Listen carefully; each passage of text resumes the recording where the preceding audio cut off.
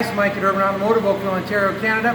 Here today to talk about a common issue with a lot of vehicles these days, flex pipes on the exhaust system going bad and what causes them to go bad in particular. So we have the pleasure of having the Ford Fusion in our possession here today with Ian up top. We're going to come underneath, I'm going to show you what's going on. So this is the flex portion of the exhaust. It attaches to the main exhaust. The exhaust always has to stay stationary. The motor, however, has rubber mounts, and the reason for this is for vibration, for noise, and what happens over time is these mounts wear. And Ian, go ahead and load it up. We're going to put this car into drive and simulate.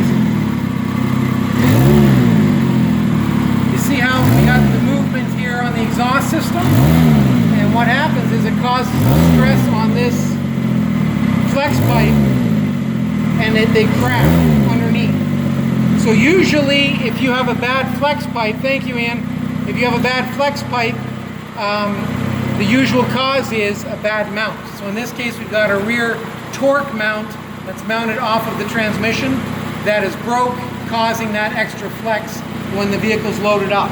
Sometimes when you're driving, you'll notice when you're at a stop position and you give it gas, if you hear a thump or you hear a noise in the front of your vehicle, chances are you've got one or more bad mounts.